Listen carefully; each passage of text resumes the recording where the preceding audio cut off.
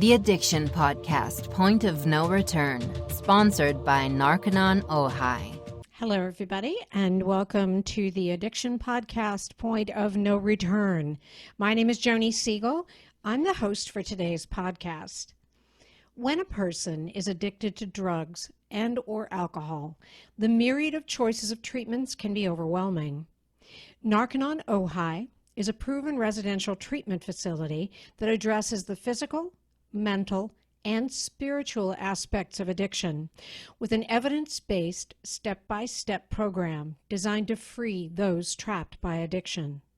For more information, call 1-866-231-5924. Today is episode number 181, and we're going to do something a little bit different today. We're going to talk to several people who are each one of them addressing a different aspect of the addiction epidemic. We're going to talk to Fabian Padro, who is the executive director of our sponsor, Narconon Ojai. We'll also be talking to Bobby Newman, who is a certified drug specialist and an interventionist. We will be talking to Julieta Santagostino, who is the president of Drug Free World Florida chapter. And we will be talking to Dr. Richard Wallace, who is the medical director at Narconon Suncoast. Our other guest on today's roundtable is Allie Severino. We've had Allie on the podcast before. She is a former addict, but she is also one of the stars of the television series Dope Sick Nation, and she is currently using her time while she's going to college to help others handle the whole scene with addiction. Each one of these people bring a different expertise, if you will, in the area of addiction, and each one is doing something about the epidemic that we face today. Without further ado, let's have this roundtable on addiction. First of all, I want to thank all of you for being on the podcast today. I'm super excited to get everyone's perspective on the addiction epidemic. It's going to take all of us to solve it. So thank you for being willing to be part of it. Let's start with Allie Severino, one of my favorite people. Of course, I could say that probably about everybody that's on this podcast today. But Allie, tell us just a little bit of your background and what you bring to this fight that we have on our hands. Well, Joni, I'm so excited to be here today. You're one of my favorite people too.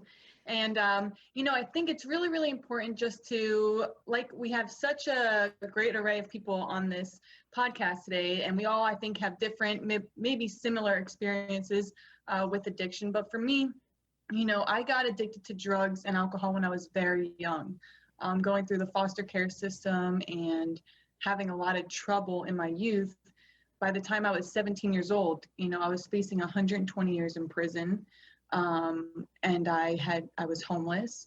I had a pretty serious opiate and crack addiction, and I really didn't know where my life was headed. It was scary, but I also didn't know that people recovered. How silly that sounds, but when you don't know, you just don't know. And I didn't have an answer. I had a bunch of friends who were also struggling with addiction at the time, and we didn't have a solution for it back then. And back in 2007, this wasn't really talked about like it is now.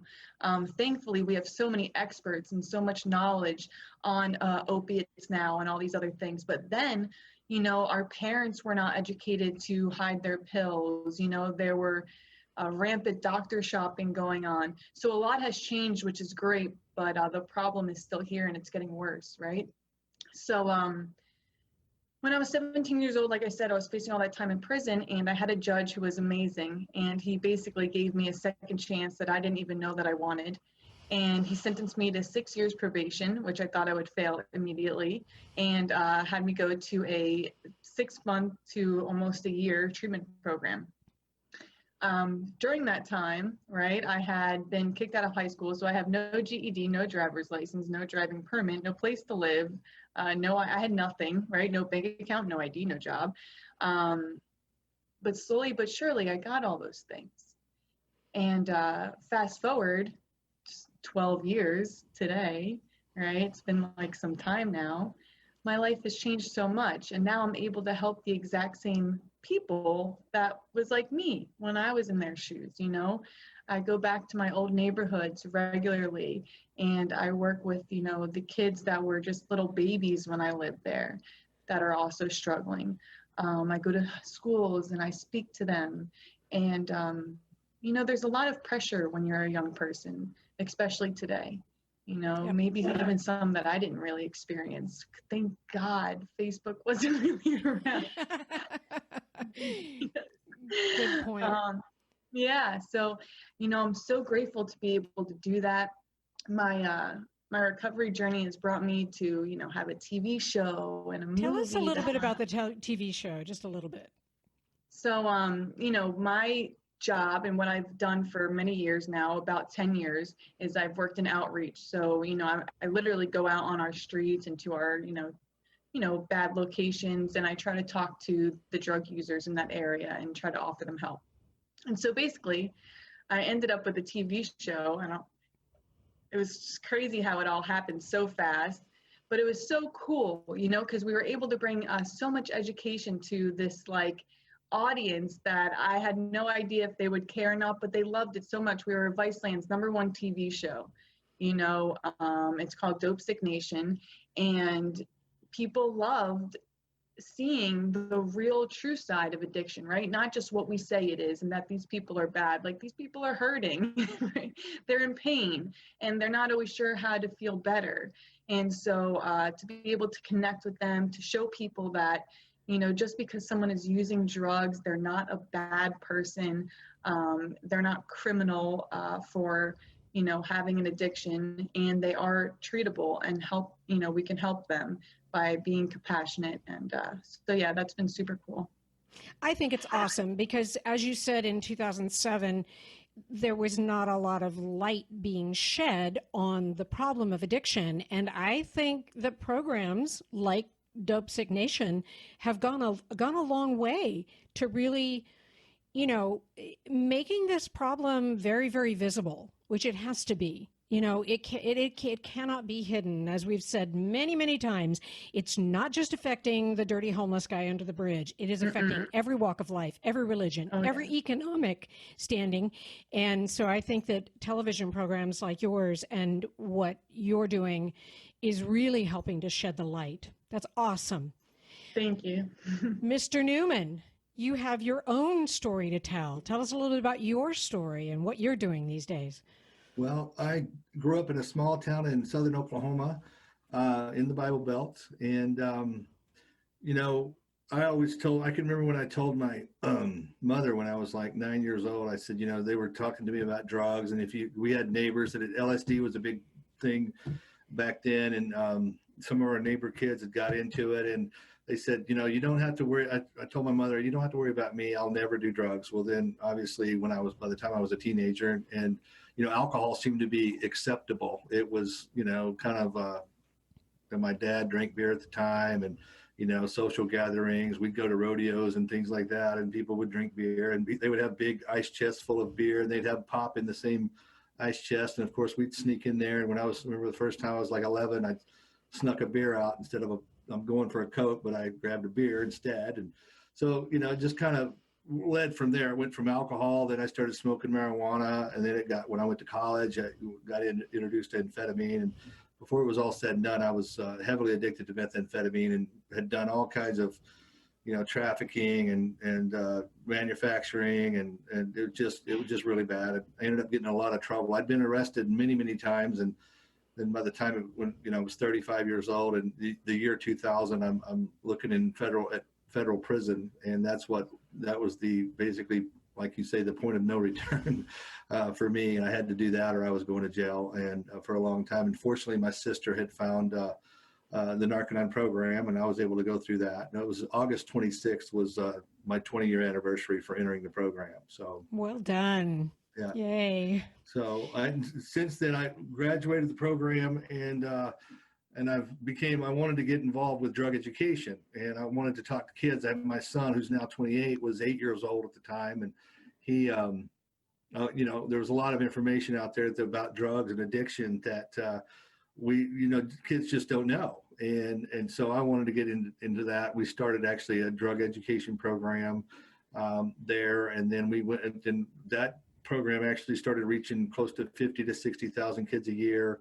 And then I went out to Hawaii and got to set up a drug education program out there. And we ended up, reaching several tens of thousands out there over the course of a few years. So it was pretty exciting. And throughout all this, I've actually got into doing interventions, which is what I do now. I was going to say, how did you get into interventions? How did that start? What was your first intervention? How did that come about? My first intervention was I was in Oklahoma, and they had a kid in New York, in upstate New York, that wanted to come to the treatment program in Oklahoma. And so they sent me up there to get him out of a treatment program and bring him back to Oklahoma, that was in 2002. So it wasn't too long after, I think it was in the beginning, March or so of 2002. That was my very first intervention. And then.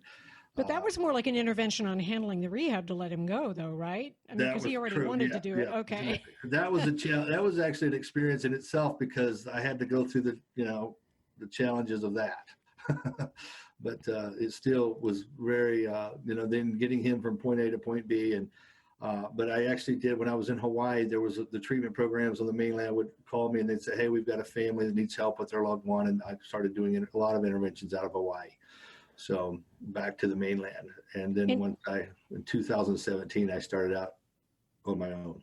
So. Any estimate on how many interventions you'd say you've done? Well, several hundred, well over two. I mean, I lost count, but it's well over 200 that I've actually done personally. And then I've been involved with hundreds of others throughout the years as through intake into the program. Right. As an admissions counselor, and we were running an outpatient program out in Hawaii for a while. And so. That's awesome. And one of the things I would say to our listeners is, I was not aware when I first started doing this podcast that there even was such a thing as intervention, but more often than not, someone who's addicted is not going to jump up and raise their hand and say, hey, I want to go to rehab. And so the fact that you have resources like Bobby and others who can help with intervention, it's a resource for you. It's something we want you to keep in mind, that there is such a thing as an interventionist, and that's exactly what he does, is get you or your loved one to agree to go into treatment. Now, you have a book.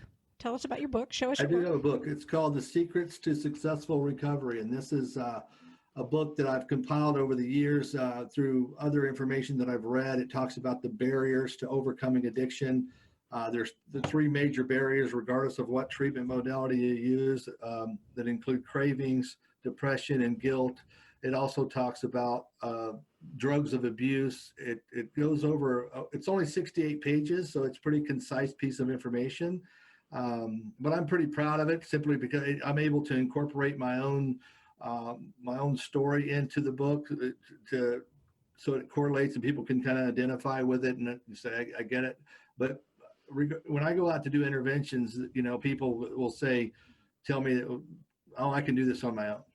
And I always equate that to getting in the ring with Mike Tyson and not even knowing how to box. It's kind of like good analogy.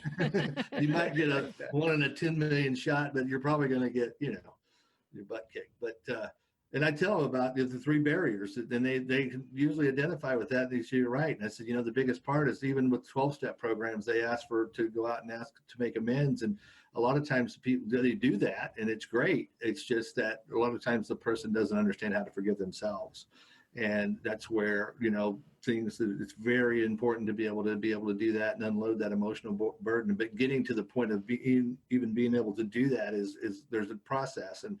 And so there's a lot of things that this covers. It also talks, you can find it on Amazon, and I could go over all the points on it, but it's pretty action-packed, I think. So very informational. So. I think that's awesome. And that there again is a resource for people who are listening. You can find his book on Amazon. It's called Secrets to Successful Recovery. Yeah. I'm super excited. Thank you, Bobby. I'm super excited to have with us today Dr. Richard Wallace, and he is the medical director at Narconon Suncoast. Just tell, what does that involve, Dr. Wallace? Oh boy, it involves a lot. I pretty much help any student going into the Narconon program. I'm the one who does the initial medical evaluation just to make sure their body is okay and can handle the entire program. And sometimes I'm sorry to cut you off, but sometimes do you encounter people who aren't physically able to do it? And if so, what do you do then? Very rarely. Most people can tolerate the program without any issues. Obviously, with drug use, you worry about damage to the person's body as far as their heart's concerned. Especially their liver. A lot of people sometimes have done so much that they have, actually damaged the liver to the point where, it could be an issue for them to do that specific program. It doesn't happen very often, but that can occur. So I just want to make sure that the guys who are going to do the program can actually tolerate the program. Well, and with alcohol, you have to sometimes do a slightly different start off, don't you? Yes, sometimes. I know. From what I do specifically is I pretty much when I get the students to come through the clinic, I just do a full assessment and make sure that their body is okay to handle whatever they're going to be doing. Usually I go through their history to find out what drugs they're taking, and then just see if there's any issues that would make it where they could not do the program. But for the most part, I haven't really had any issues. I think I've had maybe one in the about year I've been doing it with Narconon now. I've had probably one student that I thought wouldn't be able to handle the program. So I think most of the students can get through the program without any problem. Well, that's good to know. Dr. Wallace, are you seeing any trend of any particular type of drug coming across your lines? It's interesting. A little bit about my background. I actually got into family medicine and then sports medicine, and I ended up opening an urgent care center in Clearwater. And then I opened in 2012, and I didn't realize that urgent cares are a huge, I guess, magnet for finding people who are looking for drugs. And so pain meds. Yeah, for pain meds all day, every day. So they have certain drug databases that you can screen to see if the patients have any addiction issues or whatnot. And I didn't realize how big of a problem it was with people doctor shopping and trying to find an easy way to get meds. And so it's very common. And so I was pretty savvy on learning some of the signs and what just figuring out who without just using the the e-force and different things like that, just kind of figuring out what was going on. And it got to the point where I made a policy in our clinic to just we don't refill, certain medications. We just put that in just to make it simple. And then that I didn't realize how big of an issue it was. Like we still get a good number of patients coming in who are doctor shopping and looking for some pain meds. Well done you on not doing that, because I'm sure that you could make more money if you would do that. Yeah, a lot of people do. A lot of people do, kind of succumb and play the game, and which to me just doesn't help. And one of the things I did was seeing how much of a problem it was. I actually started looking out and seeing how I could help. And I had a couple of patients that would actually ask and say, "Hey, I need help." So it would happen every once in a while. I have a lot of my patients, after their third or fourth visit with me, will have a level of rapport with them where they feel comfortable telling me that they have a problem. And then a couple of years ago, I'd have patients ask me, what can I do to get off of this stuff? And I didn't have any answers for them at the time. I was like, and I would, I was just Googling, I would just randomly pick stuff I'd find off the internet. And then I didn't like doing that. I wanted to actually be more in control, more at cause over the scene, and actually give them a resource that would be useful for them. And so I looked around and I found a couple rehab centers, and actually a couple of them approached me to see if I wanted to help and be a medical director. And then one of the things I really liked about Narconon was that their I guess you'd say re-enrollment rate was really good when I would talk to the directors. They have a very good product, and I noticed that a lot of the students that I would see graduate from the program were just doing very well in life. I mean, you know, we have people here on the panel right now, yeah, they were just doing very well, and I liked that, and I wanted to help in any way that I could. So I just happened to have Narconon Suncoast came on my lines and asked me a year ago if I wanted to help out. And I jumped at the opportunity to try and help these guys as well. That's awesome. That's really, really well done. Thank you so much for everything you do. Thank you. You are listening to the Addiction Podcast, Point of No Return. For more information on the podcast, or to reach out if you have a story you would like to share with us, go to our Facebook page by the same name, or you can email us at theaddictionpodcast@yahoo.com, or go to our website, theaddictionpodcast.com, or call us at 727-314-7080. And please remember to subscribe to our podcast wherever you listen to podcasts and give us a 5-star review. For more information on our sponsor, Narconon Ojai, visit their website at narcononojai.org. That's NARCONONOJAI.org. Or call 1-866-231-5924. That's 1-866-231-5924.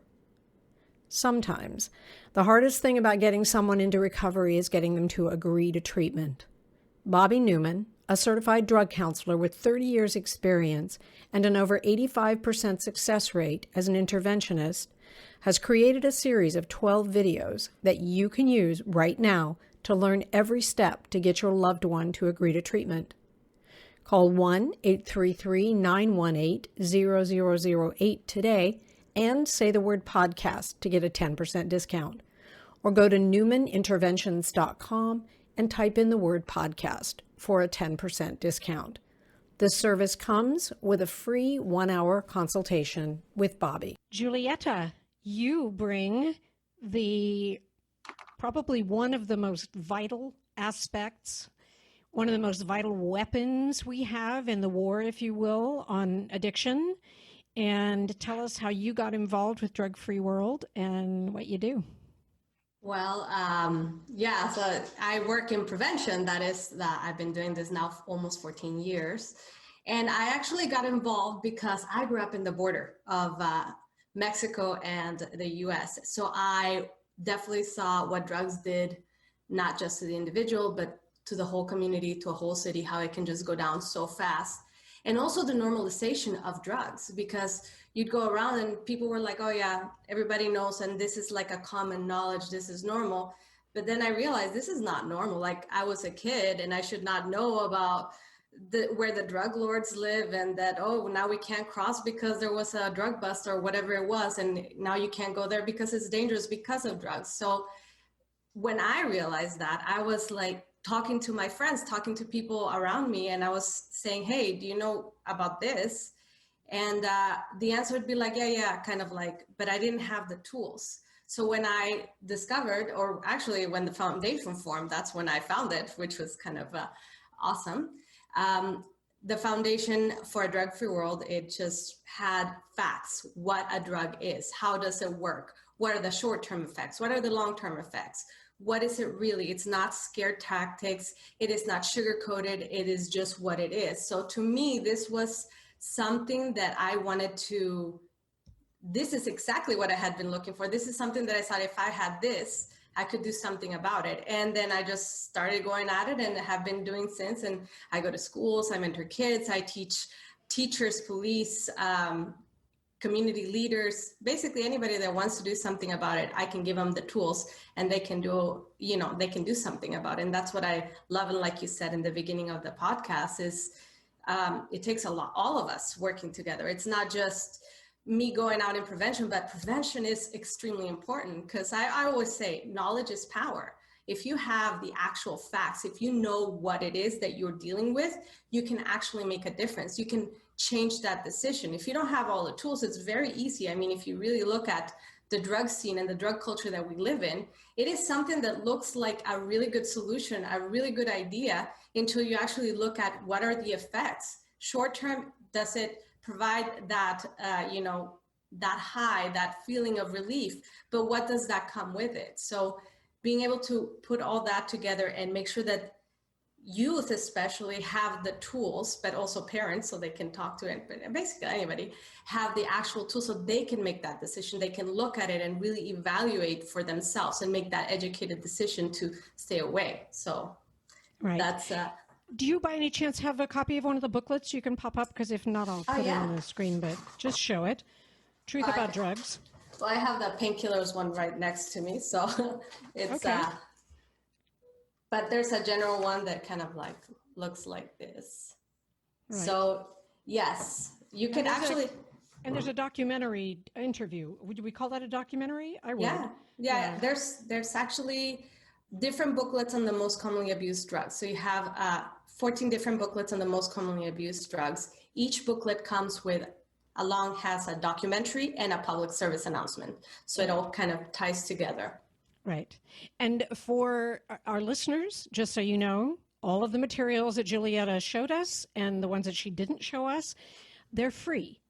There's no price that you can put on being able to educate kids on drugs. There should not be a price put on it. And so if you go to drugfreeworld.org, all of these materials are free. And there's my little commercial for that. And I've watched all of the documentaries. I've watched all of the public service announcements. The public service announcements are very hard-hitting and they're dramatized. The documentaries are unbelievably hard-hitting. I know, Fabian, you, Bobby, and Allie, all of that is probably a little bit more real to you because you've seen it. But it's very, very hard-hitting. If you want the truth about drugs and what they do to the body, definitely something you should check out. Julieta, thank you so much. My pleasure. Fabian, you're up.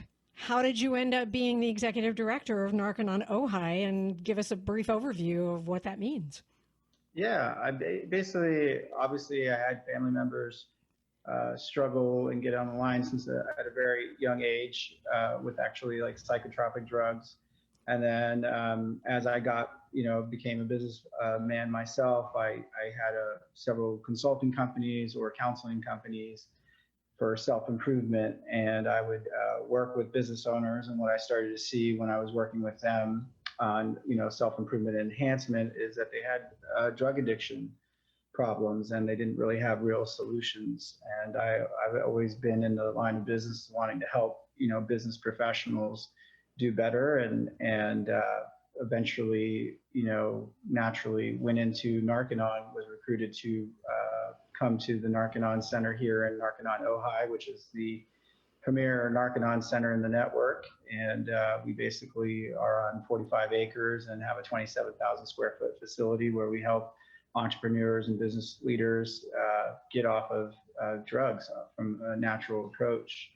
And so I've been doing this. I've been the executive director here for about 3.5 years, but a total of, about 12 years helping individuals with, personal enhancement and getting off of drugs, and been having a good time doing that. I really enjoy what I do. I really enjoy seeing the transformation process from when an individual comes into our program and to the point where they leave, and just seeing how much they've changed and how much we've been able to help them. And I just wanted to also say thank you to everybody that's on this particular roundtable that we're doing. I think, Julieta really hit it on the head. The key with everything is education and knowledge. And if you kind of look at everybody that's on this particular podcast episode with us, everybody plays a role in educating the addict or the family member, from Allie having her show and documentary on Dope Sick Nation,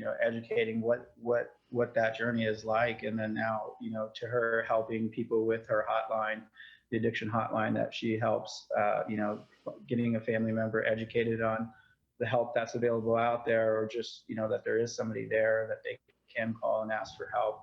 And from Bobby having his personal experience and the importance of his book and educating the addict or the family on what addiction looks like, and being a terminal to turn to and to ask for help, or how to everybody comes in different shapes and forms and has their own story, and how they make it to, a treatment center. And Bobby is very implemental in helping the family and educating the family how to do that properly, so that you get the best result, and you get the result, which is the person receiving the proper help. And down to, Dr. Wallace having his office and being the medical director there at Suncoast, making sure that the person is educated on, the drugs that they're taking, what's happening with their body, the effects that the drugs are happening, and then, getting them ready for any type of treatment, and making sure that they're educated on their body and moving forward and how it's progressing. And then obviously the key in all this, before anybody talks to any of these type of individuals, the key is having education like Drug Free World, which is what Julieta is doing, is, talking to the youth and educating them before they start experimenting or, looking for drugs and coming across drugs. And I mean, I think what we see in society right now is that those educations are being, defunded from schools. And what's really interesting and great about what Julieta is doing is that the program's offered for free. She goes in and she's educating people how to run those programs so that it continues, and that's something that's really key in all of this, is education. And I think everybody here is doing a wonderful job doing that, and we all kind of work together to accomplish that goal, which people are living a drug-free and happy life. And that's kind of the end product of what we're trying to do here at Narconon Ojai. That's awesome. Awesome. Before I forget, Allie, you didn't mention your hotline. Thank you, Fabian, for bringing that up. Can you give that hotline number, Allie? You're muted, I think. I'm not a big Zoomer. That's okay. That's okay. So we have two numbers. So I have a non-toll-free number. So it's 561-305-0183. And then I'll get you guys the 800 number. I know I didn't mention that. Thanks, Fabian. I appreciate you. Yeah. Hold on.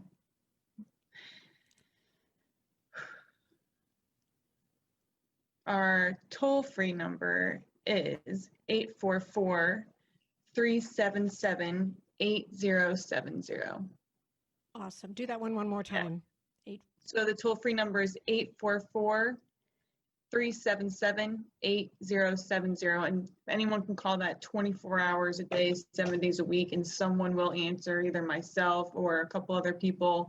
And we will talk to you for as long as we need to help you find the resources you need, whether you have Medicaid, Medicare, no insurance, whatever your situation is, we will get you the resources that you need to That's get better. Awesome.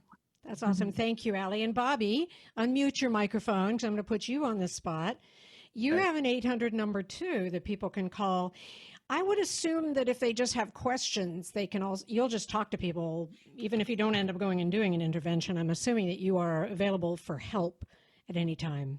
Yes, I do. I'm going to pull up. I have a number. It's 866-989-4499 is my main number. I also have an 855 number that's listed on the podcast, and I'm going to pull that up in just a second. But and I appreciate you. Again, Fabian is the promoter, so he actually reminded us that we need to give these guys the resources. Exactly. But yeah, people can call and they ask questions. They have questions about how to help their loved one. What do I do? A lot of times people will call me and they'll say, I want to do an intervention. I'm like, okay, well, all right, that's great. And I get a little information and find out who's involved and, who's going to help this person. And do you have a treatment center lined up? And they go, well, yeah, but I just need to do an intervention. I'm like, well, we need to have the things kind of done in order. And so we're really starting the process of getting the person help from the very beginning. And the intervention is as much for the family as it is for the addict, because a lot of times they're contributing to the addiction, whether they know it or not, or they're meaning to or not, they're actually contributing to the addiction. So, one common thing is I find, and this is a long answer to your question, but is the enabling is especially with older folks that are 75, 80 years old, and they have a child living at home, and they kind of putting up, they're person, or it's not a child, they're grown, they're adults, 40, 45 years old, living at home and drinking or doing drugs or whatever. And they're just continuing literally to do everything for this person, cook their meals, wash their clothes, clean their room, and just do everything. And they don't understand why they don't get better. Right.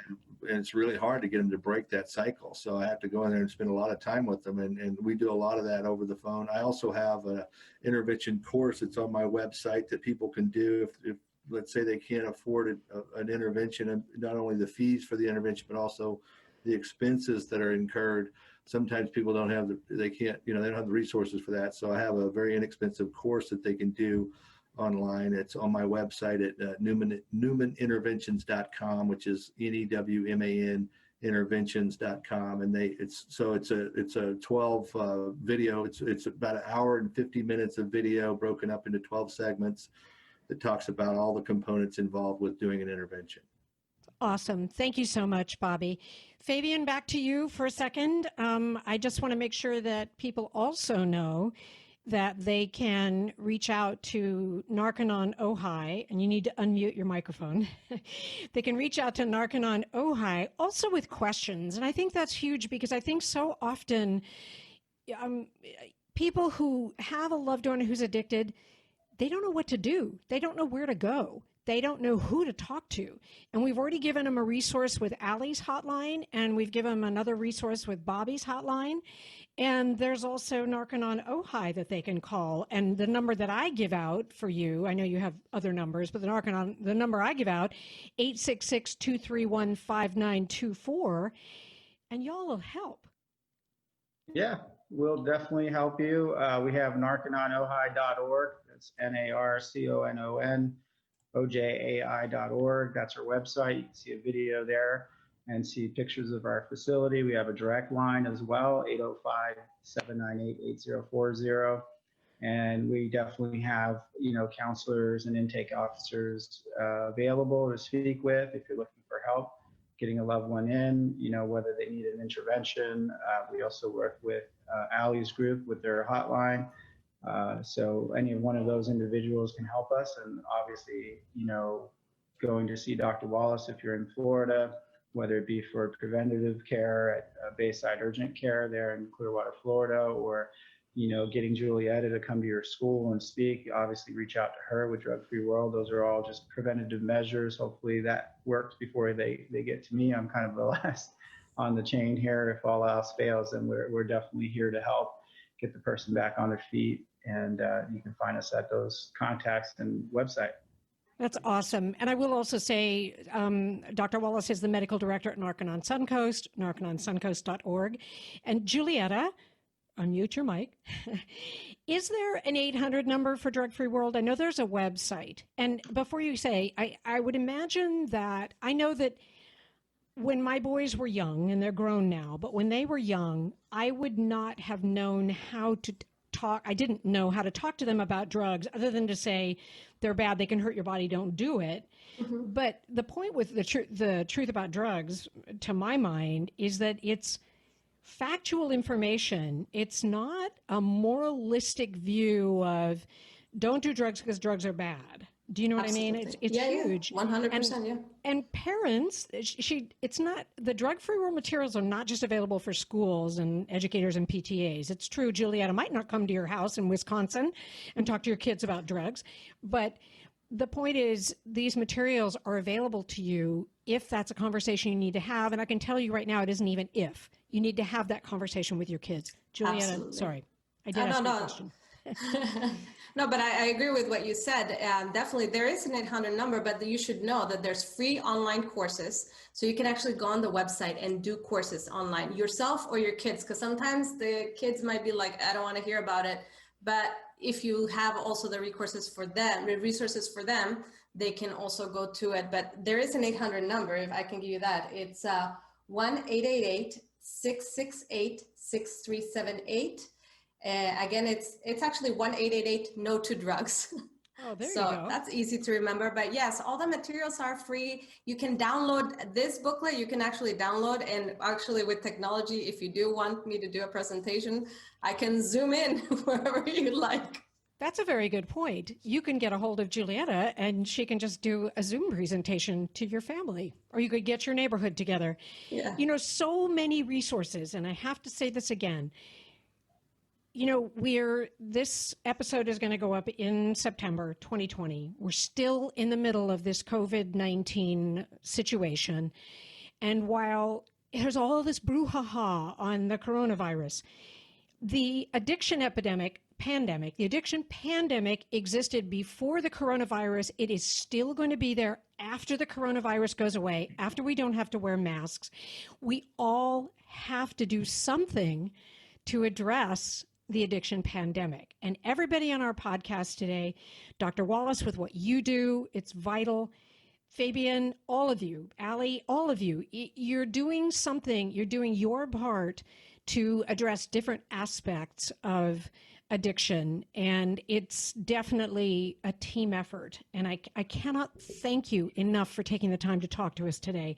I will put up all of those 800 numbers at the end of the video, like on a kind of a slide kind of thing. So everybody has those, because I know we came out with a bunch of different phone numbers. Dr. Wallace, if someone had a question for a medical guy, is there a number they can reach you at, even if it's not an 800? Yep, they can reach our office. The number here is 727-441-5044. And they can always address it to me, and I'll get it and I'll get back to them. Give me that one more time. It's 727-441-5044. Perfect. Because I am sure that there are people who just want to talk to a doctor, and you've got those credentials. And again, thank you everybody so much for being on this podcast today. I am super excited to put this one up and publish it. And I hope you guys get phone calls, not because I want you to get business, but because I know there are people out there who need your help. And if they don't reach out, well, then they're not going to get it. And that's often the first step. So thank you, everybody. Totally awesome. I want to thank you so much for listening and watching the podcast today. Everybody that we interviewed really brings something special to this whole area of addiction and what it's going to take to end addiction in our country, hopefully in our lifetimes. One of the things that Dr. Wallace wanted to make clear, and we didn't get to it in the interview itself, and that is the fact that the Narconon program is a completely drug-free treatment. The withdrawal is completely drug-free. And I think that for people who have been through withdrawal before, it may not be completely real that you can go through drug-free withdrawal and not be super duper sick. But every time we have interviewed a Narconon graduate, they have made it very clear that they don't feel sick. It is a drug-free program. Narconon is a drug-free program. They are not substituting one drug for another. And in fact, Dr. Wallace made it very clear that that's why he works with Narconon. I want to thank you again for listening and watching. We will be back again next week with an interview. There are a lot of resources in this episode. I will put up a slide so that you can get the phone numbers. You can do a screenshot. You can do, there are programs that will allow you to do just a single shot from a video. But these are resources for you. And, you know, pretty much they all offer something at no charge. They're not going to charge you to talk to you. They're not going to charge you to direct you. They're not going to charge you to advise you. So you can call these people and they're just really here to help. And I know that sometimes when you're addicted or when you have a loved one who's addicted, it may seem like there's nobody there to help you. And here's a group of 5 people who are definitely there to help you. Thanks again for being with us.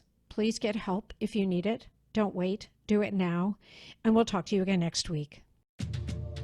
You have been listening to the Addiction Podcast, Point of No Return, sponsored by Narconon Ojai. For more information on Narconon Ojai, call 866-231-5924 or visit www.narcononojai.org. Narconon is a non-12-step rehabilitation program based on the works of L. Ron Hubbard.